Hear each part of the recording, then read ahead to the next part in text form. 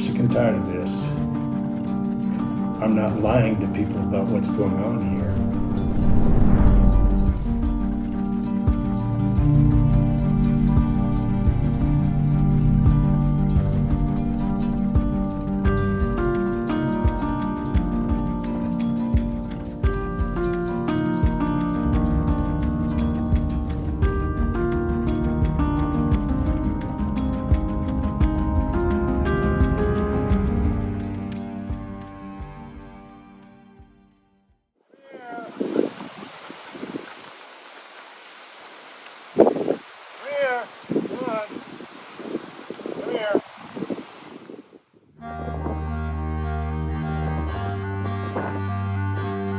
Bottle fed one of them, and now it's a mother cow out there. This is a small community, 1,800 people. They know what I'm doing before I know what I'm doing in this town. When I first moved here, I went into my wife went in and set up our mailbox at the post office. I went in and I had one of the yellow tickets they give you when you have a parcel that you need to pick up, and there's nothing on it. It doesn't have the box number, it doesn't have what I'm supposed to pick up or anything, and I'm like, oh, what the heck is this? I walk into the office with this thing in my hand. The gal goes, oh, I've got your mail right here, picks it up, hands it to me, and I'm looking at it, and it's my mail. Meet Don Gittleson. A rancher based in the small town of Walden, Colorado, he and his wife have been raising cattle at their ranch for years. Here in the park, the community has become close-knit, a place where neighbors support neighbors. The community met Don's family with open arms, and ever since, they and their cattle have been established members of the park. And my wife goes, how'd they know it was yours? And I said, I think because they knew they had somebody new in town. You're the only new guy. Yeah, I'm the only guy they don't recognize. Yep. But despite the community's warm welcome, the Gittlesons soon learned that some anticipated neighbors would quickly cause trouble for their business. When I was down there, something came in from below, I think, and spooked them. Wolves that migrated down from their place of original introduction in Wyoming made the surrounding forest of Don's ranch their home and several of his cattle their food source. Unable to shoot the wolves due to Colorado law, Don and his family have spent over $70,000 and counting on alternative methods to deter the wolves from their cattle. Jackson County rancher is trying a new method to keep wolves away from his cattle after 2 attacks in just 2 days. This new temporary electric fence is how he will fight back against the wolf pack to prevent future attacks. Following the electric fence's failure to prevent the attacks, Don has resorted to a rotation of other methods, including fox lights, cowbells, guard donkeys, and even partnering with Karen Vardaman, a member of the Working Circle and committed wolf advocate, to work alongside him on a night watch operation designed to protect his cattle. So one of the reasons that Karen isn't here anymore, or the main reason, is she wasn't always honest. And when we would lose something, and of course I get called from newspapers and that one, no, and they go, well, didn't the Working Circle there, didn't they have people out there watching the cows? And I go, yep. And they go, and they came in and killed something anyway? And I go, yep. All methods were eventually unsuccessful. During the time Karen was involved in night watch at Don's ranch, a total of 3 cattle were killed. Don's losses to local wolf populations have been met with little compensation from the Department of Wildlife, leaving many to suspect the department holds few regards towards affected parties. The Gittlesons' experience with wolf advocates in the press have placed a sour taste in the mouths of many. So she asked me to stop telling people what all was going on here. And I said, Karen, I'm not going to lie to people. I said, if it works, I'll tell them it works, and if it doesn't work, I'm going to say it doesn't work. I said, you're not going to fix a problem by lying about what works or doesn't work. And she said, well, this is going to have a big impact on, my livelihood and that. Well, I just realized that I don't mean it to be that way, but I'm not going to tell people something is working when it doesn't work. So when that didn't work, she had somebody from one of the other organizations contact me and start that way, and wanted to help me talk to the press.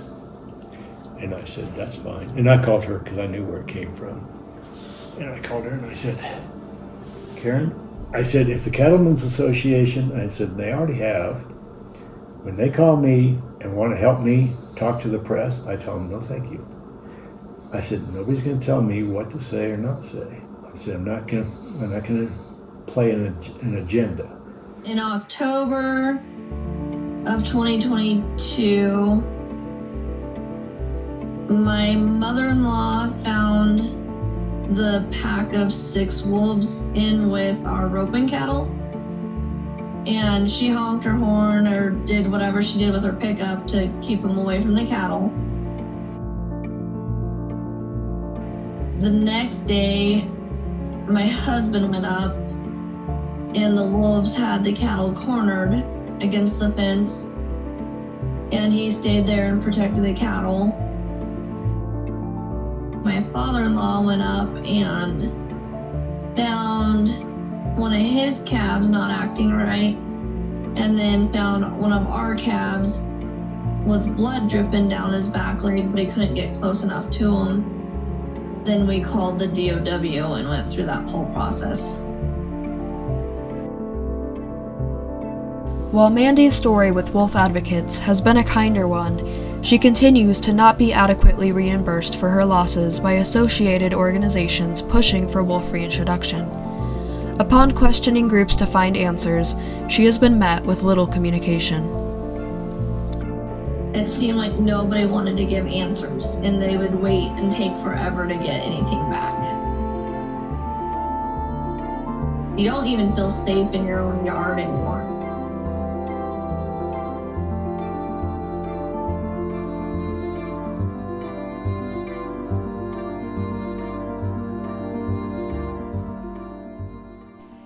Mandy and Dawn's stories are only a few examples of wolf attacks on ranchers' property.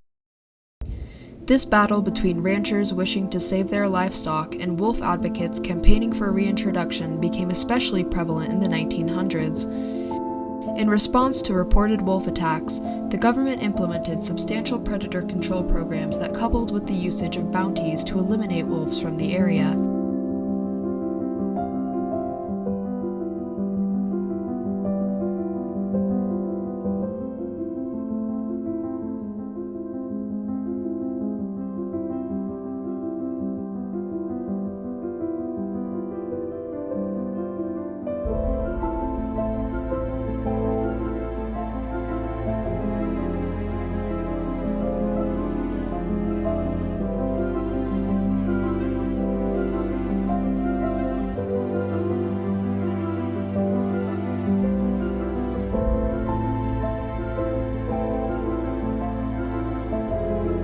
In the end, only a fraction of the wolf populations that previously inhabited the United States were left in large wild areas, and by 1978, all gray wolves in America were listed as endangered. These programs formed a new societal custom for those living in these regions to shoot wolves on sight.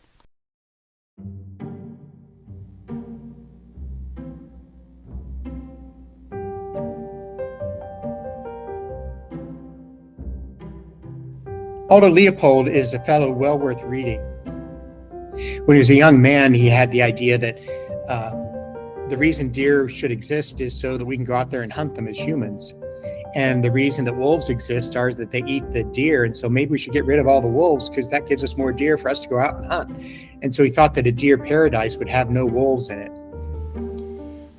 Aldo Leopold was initially one such subscriber to this custom. As a successful game hunter, Leopold himself shot multiple wolves in his youth.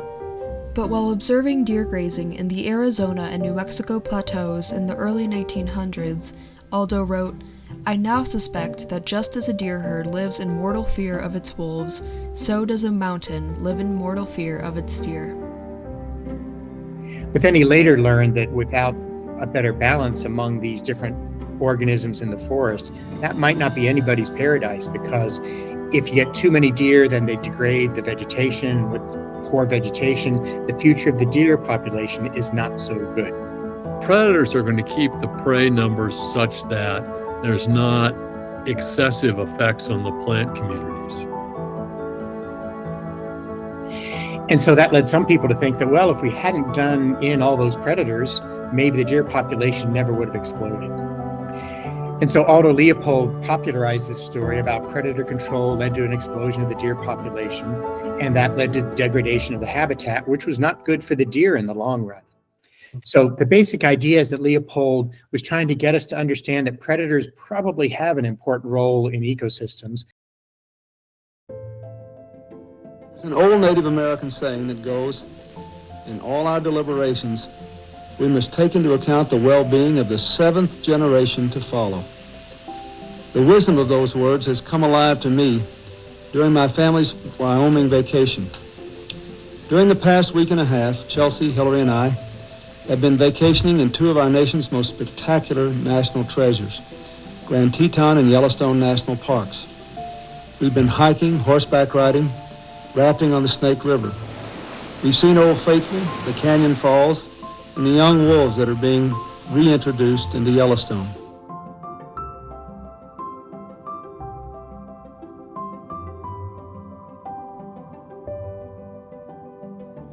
In 1995, President Clinton, alongside the United States Fish and Wildlife Service, brought 14 wolves to Yellowstone.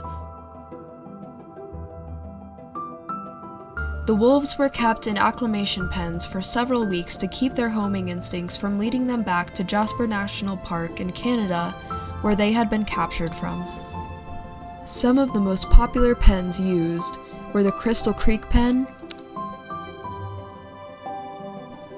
the Nez Perce pen,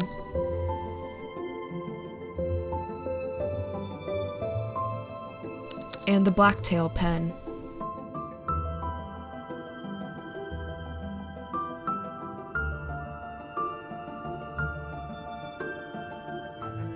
But soon enough, the wolves were allowed to leave their pens.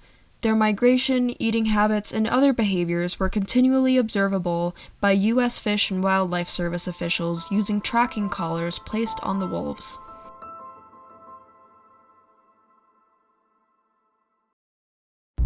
Well, the collaring is kind of our most important event every year. All our studies are based upon having marked wolves. So our objective in the park is to keep collars in each pack. We dart them, so we fly up to them and shoot a dart gun, and a dart flies in them and sedates them.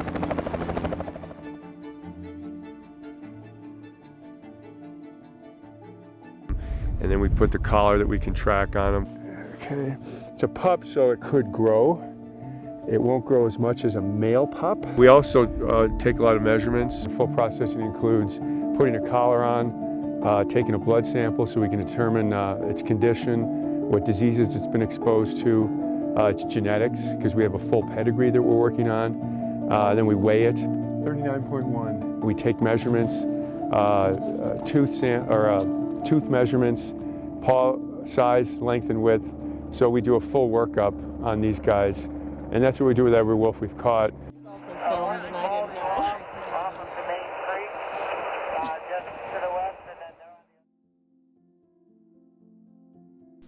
Wolf researchers like Doug Smith have helped to both reintegrate wolves and also make major contributions to the study of wolf behavior.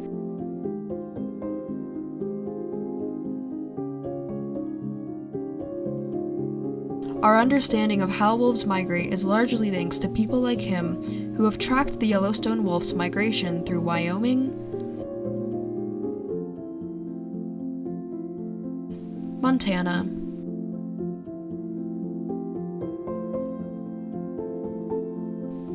and Idaho. The success of wolf reintroduction in Wyoming has led wolf ecotourism in Yellowstone to bring in $35 million annually. 2, 3.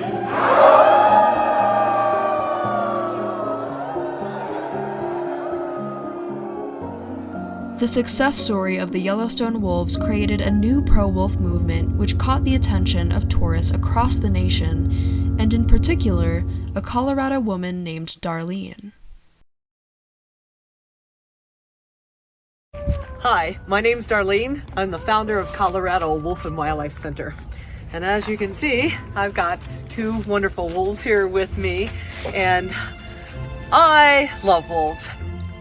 After rescuing a wolf dog at a young age, Darlene created a wolf dog rescue center where people were able to surrender their animals. The Hayman fire forced Darlene and her animals into a sudden evacuation, and soon after she began the construction of the Colorado Wolf and Wildlife Center.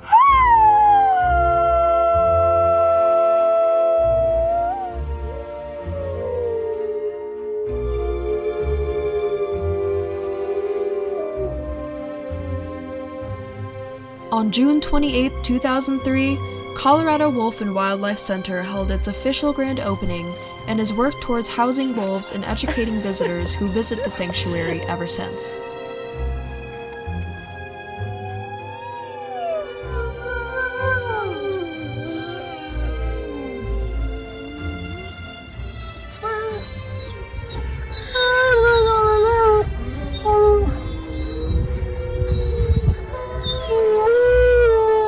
What does wolf mean to you?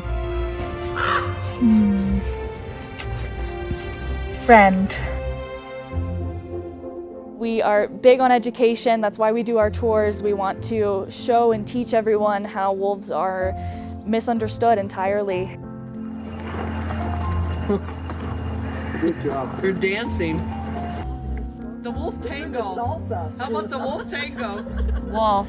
Wolf means beauty, compassion, leadership. They're just wonderful and amazing creatures.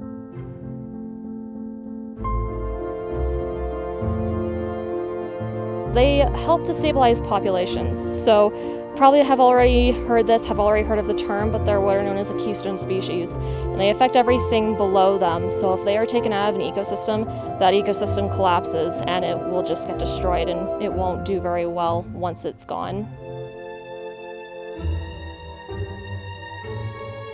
So if wolves are healthy, everything else in the ecosystem is generally going to be thriving because they are that keystone that keeps the whole bridge in check. And so, we've seen it in Yellowstone. When you remove wolves from the population, from the ecosystem, I should say, you just see everything start to fall apart. It really became a desert over there.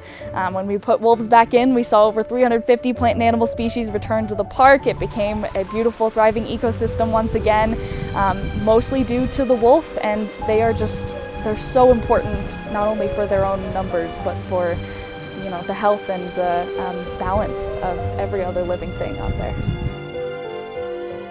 The relationships that we get to form with the animals is just, it's such an opportunity to be able to see them for who they are, and, they really get to know you, and you form such a close bond. These creatures are so socially oriented. Family means everything to them, and so to really be a part of their family, to where they get excited to see you and they give you all of their love in return, is just so beautiful. You leave for a couple weeks and they really have missed you. It's such a wonderful feeling to have that relationship with one of these, intelligent animals. Just like you see right now, obviously they're not going to try and eat me. And if I was actually bleeding, they had accidentally given me a kiss too hard and split my lip, it'll all be okay. Wolf kisses, of course, are another plus. I always say I get paid in wolf kisses. Very special experience. They have very fresh breath too, so it's not bad. It's actually quite nice. The Colorado Wolf and Wildlife Center and other similar organizations have helped to educate the public about wolves, but it's most notably sparked an excitement about the facts surrounding their reintroduction. Many have taken advantage of this excitement by spreading misinformation targeting the media presence the pro-wolf debate has gathered.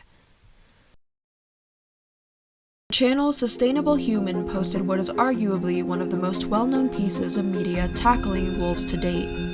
The video, which is a short excerpt from the speaker George Monbiot's 2013 TED Talk, has now gained over 44 million views on YouTube.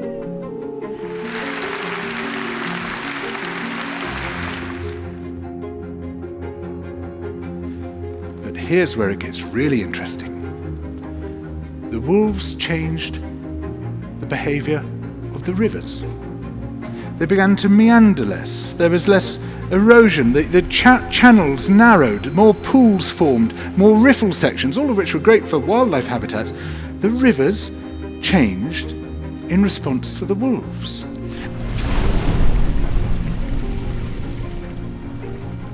The widespread fame of this video placed it in the hands of many young people and adults alike who widely took Monbiot's word as fact. How Wolves Change Rivers soon became a generation's understanding of wolves' impact on the ecosystem. I'm sure you've seen that ridiculous video called Wolves Change Rivers, and it's just a bunch of junk. There's not a true statement in it. 20 years ago, this was an attractive idea that should have been scrutinized and held up to scientific scrutiny, and it was. The idea was you reintroduced wolves. The wolves scared the elk to death. They were so frightened that they wouldn't feed in what they call risky areas.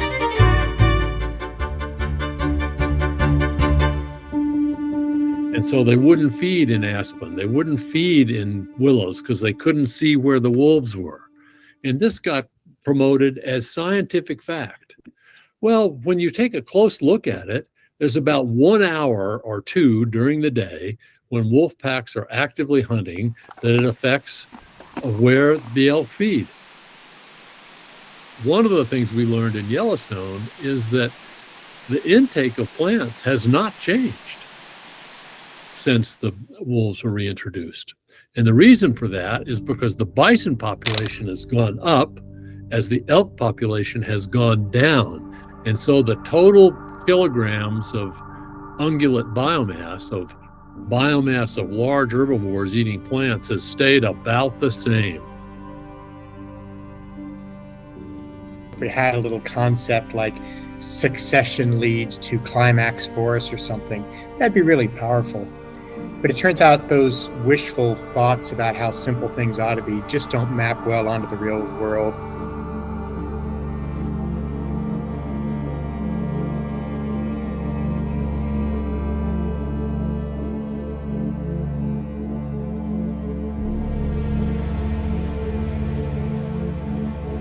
And perhaps this is the most important thing that rewilding offers us, the most important thing that's missing from our lives: hope. In motivating people to love and defend the natural world, an ounce of hope is worth a ton of despair.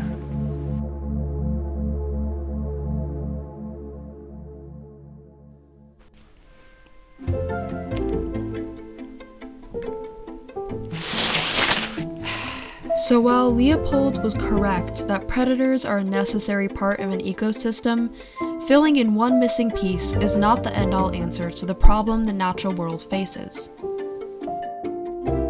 You can see that in time, the wolf and elk populations, one goes up, the other goes down, but that doesn't prove that one caused the other. The elk population could come down because human hunters happened to go up at the same time the wolves showed up. It could be because grizzly bears started eating more elk than they ate before. Even so, we don't want to be sure that wolves cause something. And in science, that's called a correlation, which does not prove what causes things. It just shows there's been an association. And so that's why we need a lot of careful thinking and experimentation to establish cause and effect.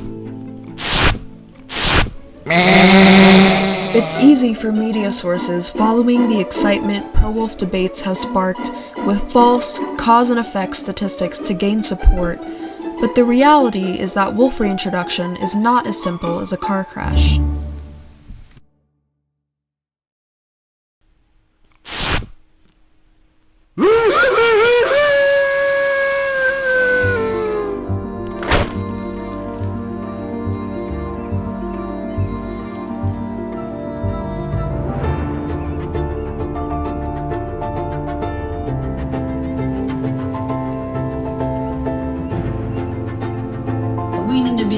trying to protect ourselves and our property and live like we're not in jail anymore.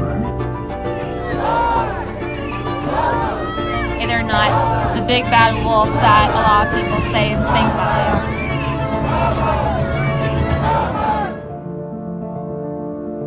are. You know, taking off my scientist hat and just putting on my citizen hat, I think it's fabulous. I can't wait to hear a wolf howl in Colorado. Decades of study in ecology says that, you know, intact ecosystems that have all of the parts function better than ecosystems for which some of the parts have been removed. I like the idea of having wolves back in Colorado personally, but I'm not a rancher. I don't depend on having baby calves survive in the springtime out there and when the snow comes and the wolves are howling. Do everything we can to be a voice for these animals, and that's, you know, a big part of what we do here every day.